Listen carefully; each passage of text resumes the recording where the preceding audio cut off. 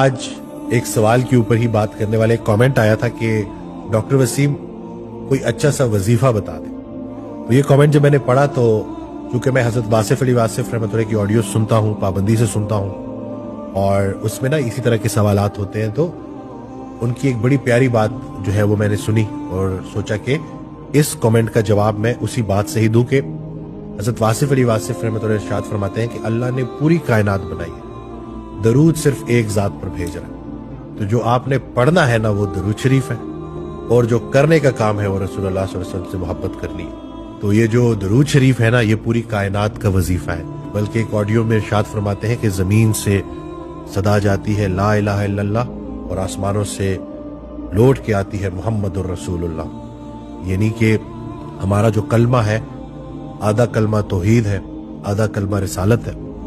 अब देख लेंगे कितना हिस्सा जो है तौहीद का है और कितना हिस्सा रिसालत का है। तो हमारे ईमान में जो सबसे पावरफुल बात है, जो काम करने को है, वो रसूलुल्लाह सल्लल्लाहु अलैहि वसल्लम से मोहब्बत है और मोहब्बत के साथ रसूलुल्लाह सल्लल्लाहु अलैहि वसल्लम की ज़ात गिरामी पे दरूद भेजना, ये पूरी कायनात का वजीफा है।